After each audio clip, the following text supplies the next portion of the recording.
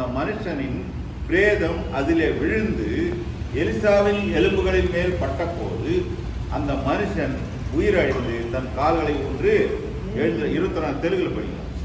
எடுத்து வச்சுங்களா ராஜாக்கள் page number என்ன சொல்லுங்க? 319 தெலுங்குல. Volt testament 319. Old testament 319. 21 படிக்கும். కొందరు ఒక శవమును పాతి పెట్టించు సైన్యములకు భయపడి ఆ శవమును ఎలీషా యొక్క సమాధిలో ఉంచగా దింపిన ఆ శవము ఎలీషా శల్యములకు తగిలినప్పుడు అది తిరిగి బ్రతికి కాళ్ళు మోపి నిలిచాను. புரிஞ்சிடுச்சு. இப்போ பார்த்தீங்கன்னா அது பழைய ஏற்பாட்டில் அந்த அற்புதங்கள் நடக்குது. அதை வச்சு கூட என்ன பண்ண முடியல, அவங்களால அதிகமாக விசுவாசிக்க முடியல. பழைய ஏற்பாட்டு ஜனங்களை பார்த்து அந்த பின்னோக்கி தான் போயிட்டாங்க. யோவான் மறுபடியும் யோவான் 2ஆம் அதிகாரம் 23வது வருஷம். யோவான் நியூ டெஸ்ட்மென்ட் யோவான் 2ஆம் அதிகாரம் 23. பஸ்கா பண்டிகையிலே அவர் எருசலேமில் இருக்கையில் அவர் செய்த அற்புதங்களை அநேகர் கண்டு அவருடைய நாமத்தில் விசுவாசம் வைத்தார். இது அதாவது அவர் மரிக்கிறதுக்கு முன்னாடி சொல்ற வாசகம். அதுக்கு மேல் வாசனம் படிச்சீங்கன்னா அவர் இப்படி சொன்னதை என்ன சொல்றாரு? தன் சரீர ஆலயத்தெல்லாம் பேசுறாரு. அவர் மரித்தோர்ந்து எழுந்த பின்பு அவருடைய சீஷர்கள் நினைவு கூர்ந்து அவர் நடமாடும் போது தெரியல, அற்புதங்கள் தான் விசுவாசித்தாங்க. மரித்து உயிர்த்தெழுந்த பிறகு அவர் சொன்னதெல்லாம் நினைவு கூர்ந்து வேத வாக்கியத்தை இயேசு சொன்ன வசனத்தையும் விசுவாசித்தார்கள். அப்பதான் அவங்களால என்ன பண்ண முடிஞ்சது? விசுவாசிக்க முடிந்தது. அப்போ அற்புதங்கள் மட்டுமல்ல, அவர் உயிர்த்தெழுந்தார் என்ற விசுவாசம் நமக்குள்ள இருக்கணும். யோவான் 11ஆம் அதிகாரம்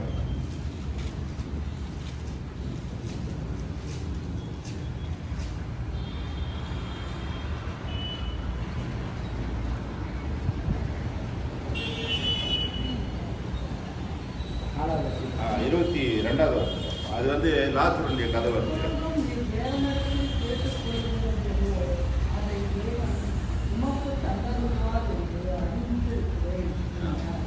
என்ன சொல்றாரு இயேசு கிறிஸ்து? நீ ஆண்டவர்கிட்ட கேட்டனா அதை நான் கொடுப்பேன்னு சொன்ன பிறகு அடுத்த வசனம் பாருங்க. இயேசு அவளை நோக்கி, உன் சகோதரன் உயிர்த்தெழுந்திருப்பான். அதற்கு மாத்தால் உயிர்த்தெழுதல் நடக்கும் கடைசி நாளிலே அவனும், ஏன்னா அவங்க ஒரு இடத்துல வச்சு உயிர்த்தெழுதல் இப்ப இல்லை, கடைசி நாளில் உயிர்த்தெழுதல் நடக்கும் அப்படின்றாரு. ஆனா இயேசு அவளை நோக்கி, நானே உயிர்த்தெழுதலும் ஜீவனுமாய் இருக்கிறேன். என்னை விசுவாசிக்கிறவன் மரித்தாலும் பிழைப்பான். அப்போ உயிர்த்தெழுதலே யாரு? இயேசு கிறிஸ்து உயிர்த்தெழுதல், அவரே ஜீவனா இருக்காரு. அப்போ அற்புதங்களை செய்தவர் இல்லை, அந்த அற்புதங்கள் செய்தவர் யார் என்று அறிந்து கொள்வதனால தான் நமக்கு ரட்சிப்பு கிடைக்கும். இல்லைங்களா? நமக்கு ரட்சிப்பு கிடைக்கும். கூட இருந்த சீசர்களெல்லாம் வித்தியாசமாக பார்க்குறாங்க. அதாவது அது உயிர்த்தெழுத்துக்கு முன்னாடி அவரை அப்படிதான் விசுவாசிக்கிறாங்க. பாருங்க, அவர் யாருன்னே தெரியலன்றாங்க. யாருன்னே தெரியலன்னா மார்க் 4ஆம் அதிகாரத்தில் பார்க்கும்போது படகுல போயிட்டே இருக்காங்க, காற்றும் கடலும் இறையுது. உடனே என்ன பண்ணுறாங்க? தட்டி எழுப்பி நாங்கள் பணிக்கு போகிறோம் கவலையான்னு சொல்லணும். ஏசு என்ன பண்ணுறாரு? எழுந்து காற்றையும் கடலையும் அதட்டுறாரு. அப்போ என்ன சொல்றாங்க சீசருங்க? இவர் காற்றையும் கடலையும் அதட்டுறாரு, இவர் யாரோ? அந்த அடிப்படையில் தான் நம்பிக்கை வச்சிருந்துக்கிறாங்க. அற்புதங்கள் செய்யறாரு, கடலை அதட்டுறாரு, காற்றை அதட்டுறாரு, ஆனா யாருன்னு தெரியல இல்லையா? அதுதான் ரோமர்ல என்ன சொல்றாரு? அவர் ஆண்டவர் என்று அறிக்கையிடணும். அடுத்தது அவர் உயிர்த்தெழுந்தாருக்கு விசுவாசிக்கணும். அப்பதான் எனக்கு ரட்சிப்புக்கு வருவன்றாரு இல்லையா? ரோமர் 10ஆம் அதிகாரம் 9வது வசனம். என்னவென்றால் கர்த்தராகிய இயேசுவை உன் வாயினாலே அறிக்கை, இது மனப்பாடமா வச்சுக்கணும் அந்த வசனம். ரோமர் 10:9 உன் இருதயத்திலே விசுவாசித்தால் ரட்சிக்கப்படுவாய். அப்ப இருதயத்துல நம்ம என்ன பண்ணணுமா? விசுவாசிக்கணும். இல்ல பாருங்க, கடல்ல மேல நடக்கிறாரு, எல்லாம் பாக்குறாங்க, நானும் நந்து வைக்கமான்றாங்க, எல்லாம் செய்யுது. அவருடைய அற்புதங்கள் எல்லாம் யாரு மேல இருந்துச்சு? சீசர்கள் இருக்கிறதெல்லாம் அவர் செய்த அற்புதங்கள். இன்னைக்கு நாம கிறிஸ்துக்குள்ள வந்துடுறோம்னா என்னுடைய நம்பிக்கை, என்னுடைய விசுவாசம் எது மேல இருக்கு? அவர் செய்த அற்புதங்கள் மேல இருக்குனாக்கா நான் அற்புதங்களை மட்டும்தான் அடைஞ்சிட்டு போயின்னு இருக்கணும். உயிர்த்தெழுதலை நம்பும்போது நான் மரித்தாலும் பிழைப்பேன். அவரோடு இருப்பேன் என்ற ஒரு விசுவாசத்துக்கு வருவோம். அதான் ரட்சிப்பு. முழுவதுமாக ரட்சிப்பு இந்த அடையணும்னா அதான் ரட்சிப்பு. பாருங்க, யோவான் 5ஆம் அதிகாரம்.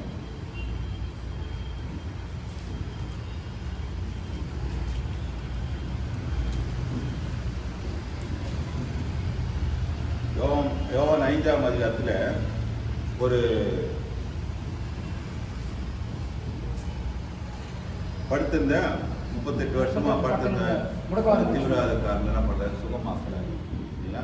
அங்கே போய் என்ன பண்ண, சுகமாக்கின பிறகு தேவன் எல்லாம் என்ன பண்ணாங்க, அந்த அற்புதங்களே பார்க்குறாங்க. அது மேலே விசுவாசம் வைக்கிறாங்க இல்லையா? நடக்கிறத பார்க்குற எல்லாம் பண்ணுவாங்க.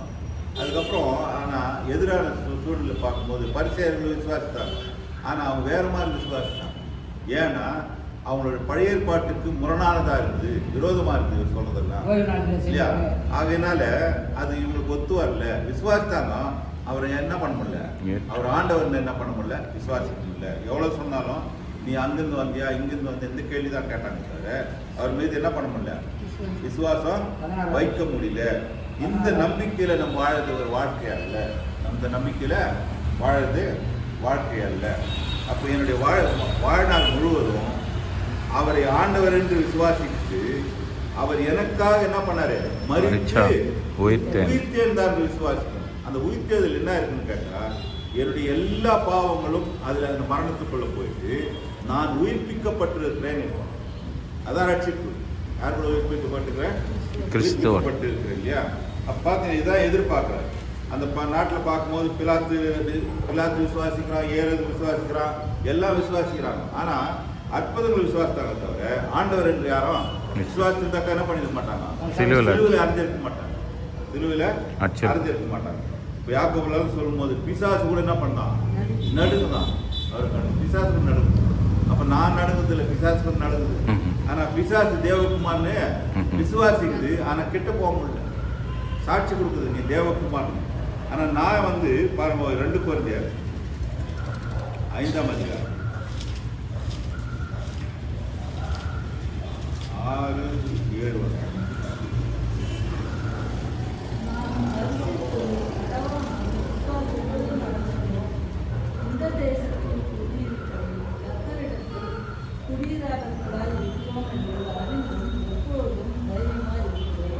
நம்ம எப்படி இருக்கிறோமா, எப்படி நடக்கிறோமா, பார்த்து விசுவாசிக்கிறது இல்லை, தரிசித்து நடவாமல் எப்படி இருக்கிறோமா, விசுவாசித்து நடக்கிறோம்னா. விசுவாசம் என்னது, காணக்கூடாதது.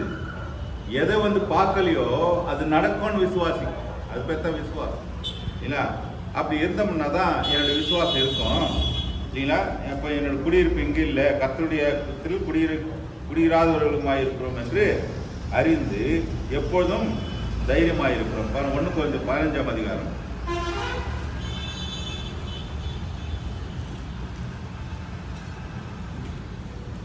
19வது வசனம்.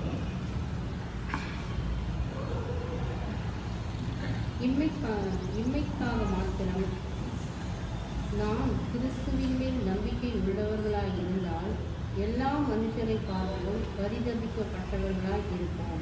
இம்மைக்காக மாத்திரம், இந்த உலகத்தில் வாழப்பாங்க, இதற்காக மாத்திரம் நாம் கிறிஸ்துவின் மேல் நம்பிக்கை உள்ளவர்களாக இருந்தால், புரியுங்களா? தெலுங்கு நான் கட்டாங்க இருந்தால் எல்லா மனுஷரை பார்க்கிலும் நாம் எப்படி இருப்போமா, பரிதபிக்கப்பட்டவர்களாக இருப்போம்.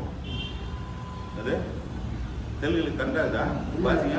ఈ జీవిత కాలం మట్టుకే இந்த உலகத்தில் இப்போ నిరీక్షించిన మనుషులందరికంటే దౌర్భాగ్యమై ఉందో கிறிஸ்துவோ மரித்தோல்ந்து இந்த உயிரோடு இருக்கிறப்போ இந்த உலக காரியத்தை குறித்தே காட்டி நம்ம நினைச்சு இது பண்ண மாதிரி இருந்தாக்கா அவங்களை காட்டிலும் நம்ம தௌர்பாகியங்களா இருக்குன்னு சொல்லுவோம். இம்மைக்காக அது மேலே நம்பிக்கை வச்சிருந்தா, அப்ப என் நம்பிக்கை யார் மேல இருக்குமா, கிறிஸ்து உயிர்த்தெழுந்தாங்க. உயிர்த்தெழுதல் மேல, உயிர்த்தெழுதல் தான் ரொம்ப முக்கியம். கிறிஸ்து உயிர்த்தெழலனாக்கா இந்த பிரசங்கெல்லாம் விருதான்ற பவுல். கிறிஸ்துவ உயிர்த்தெழலனாக்கா எல்லாமே விருதா, வேஸ்ட், பிரசங்கமே பண்ண முடியாது. ஏன்னு கேட்டா இன்னைக்கு அநேக தெய்வங்கள்ன்றாங்க. எந்த தெய்வம் என்ன உயிர்த்தெழல, ஒன்றும் எதுவுமே உயிர்த்தெழல. இயேசு கிறிஸ்து மட்டும்தான் மனிதனுக்கு அன்பு செலுத்தி மனிதவராக வந்து மரித்து உயிர்த்தெழுந்தவர் தான் முதல் பாடுறாங்க. அது அடுத்த வருஷம் பாருங்க. கிறிஸ்துவோ மரித்தோரிலிருந்து நித்திரை அடைந்தவர்களில் முதல் பலனானார். அவர் தான் முதல் பலனானார். அப்ப இதை நான் விசுவாசிக்கும் போது தான் ரட்சிக்கப்படுறேன். இப்ப இந்த ரட்சிப்பு எப்படி வரும்னா விசுவாசத்தின் மூலமா வரும். அந்த விசுவாசம் தேவனுடைய கிருபையினால் நம்ம என்ன பண்றோம், ரட்சிக்கப்படுறோம். அப்ப தேவனுடைய விசுவாசம் எங்கிருந்து வரும், கேட்பதின் மூலமாக வரும். ரோமர் 10:17 பாருங்க. ரோமர் 10:17. ஆதலால் விசுவாசம் கேள்வினால் வரும், கேள்வி தேவனுடைய வசனத்தினால் வரும். இல்லைங்களா? அப்ப கேட்கணும். அப்ப ஒண்ணு இது பாத்தீங்கன்னா இது மேல பாருங்க, 12வது வசனத்துல படிக்கணும். யூதன் என்றும் கிரேக்கன் என்றும் வித்தியாசமே இல்லை, எல்லாருக்கும் கர்த்தரானவர் தம்மை தொழுது கொள்ளுகிற யாவருக்கும் ஐஸ்வர்ய சம்பரனாக இருக்கிறார். ஆதலால் கர்த்தருடைய நாமத்தை தொழுது கொள்ளுகிற எவனும் ரட்சிக்கப்படுவான். யாரா இருந்தாலும் கர்த்தருடைய நாமத்தை தொழுது கொள்ளும் எவனும் ரட்சிக்கப்படுவான். அவரை விசுவாசியாதவர்கள் எப்படி அவரை தொழுது கொள்வார்கள்? விசுவாசிகள் என்ன பண்ண முடியாது, தொழுது கொள்ள முடியாது. அவரை குறித்து கேள்விப்படாதவர்கள் எப்படி விசுவாசிப்பார்கள்? கேள்விப்படலாம் என்ன பண்ண முடியாது, கேட்கலாம் விசுவாசிக்க முடியாது. பிரசங்கிக்கிறவன் இல்லாவிட்டால் எப்படி கேள்விப்படுவார்கள்?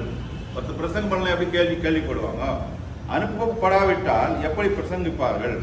சமாதானத்தை கூறி நற்காரியங்களை சுவிசேஷமாய் அறிவித்துள்ள பாதங்கள் எவ்வளவு அழகானவைகள் என்று எழுதியிருக்கிறது. ஆனால் சுவிசேஷத்துக்கு எல்லாரும் கீழ்ப்படியவில்லை. அதை குறித்து ஏசையா, கர்த்தாவே எங்கள் மூலமாய் கேள்விப்பட்டதை விசுவாசித்தோன் யார் என்று சொல்லுகிறார். இந்த பாக்கியம் கேட்கறதுக்கான பாக்கியத்துக்கு நம்மளை முன் குறித்து அழைத்திருக்கிறேன். அவர் ரட்சிப்புன்னு சொல்லும்போது அவருடைய அற்புதங்கள் அடையாளங்களோடு நின்று போவாது. அதுக்கு மேற்கொண்டு என்ன பண்ணுமா, அவருடைய சிலுவை பாடுகள், அவருடைய நமக்கு சிலுவையில் என்னென்ன செஞ்சார் பார்த்தீங்கன்னா, நம்முடைய அக்கிரமங்களுக்காக நம்முடைய மீறுதலுக்காக என்ன பண்ணாரா, அவர் ஏற்றுக்கொண்டு என்னுடைய அநீதியை ஏற்றுக்கொண்டு என்ன பண்ணாரா, அவருடைய நீதியை நம்ம கொடுத்துக்கிறார். அதான் உயிர்த்தெழுதல் நடக்குது எல்லாமே. அந்த உயிர்த்தெழுதல்னால பார்த்தீங்கன்னா பாவங்கள் அவர் மூலமாக அவர் சரீரத்தில் உட்படுத்தப்பட்டு மொத்தம் என்ன ஆயிடுச்சு. அதுக்கப்புறம் மறுபடியும் உயிர்த்தெழுந்தாருனாக்கா அப்போ அந்த பாவத்துக்கும் உயிர்த்தெழுதலுக்கும் சம்பந்தம் இல்லை. அதனால தான் ரோமர் 6 சொல்றாரு. ரோமர் 6ஆம் அதிகாரத்தில் பார்த்தீங்கன்னா ஞான ஸ்நானத்தை குறித்து சொல்லுவார். நம்ம எப்படி நம்ம ரட்சிப்புக்குள்ள வரோன்றது பாருங்க. ஞான ஸ்நானத்துக்குள்ள பார்க்கும்போது நாம் மரிக்கிறோமா,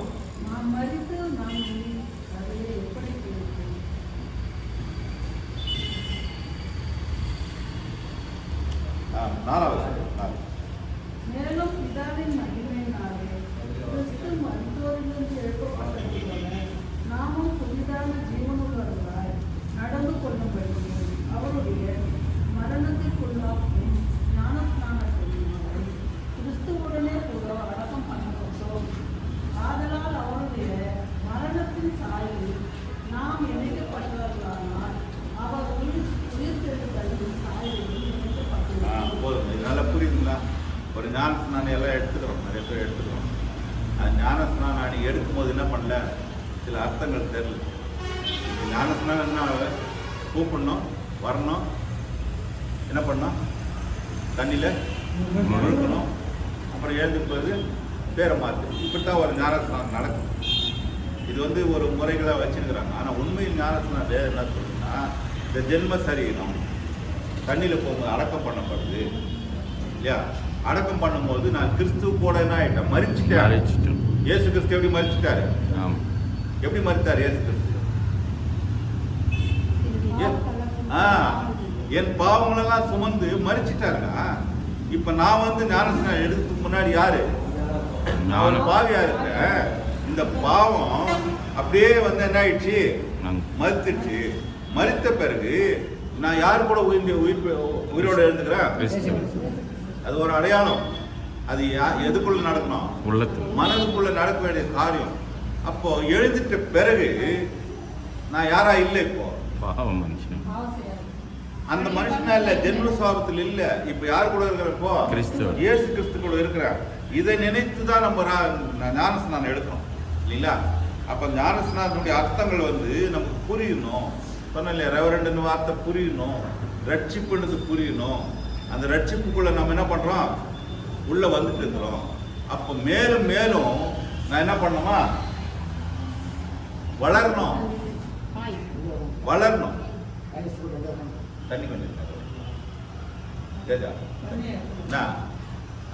மேலும் மேலும் வளரணும்னாக்கா வேதத்துல பகுதி பகுதியா போகணும். இப்போ ரோமர்ல பாத்தீங்களா, வரட்டும் ரோமர் பகுதியில பாத்தீங்கன்னா, ரோமர் வாசிக்கும் போது இருங்க என்ன ஆஹா பாய் ஒன்று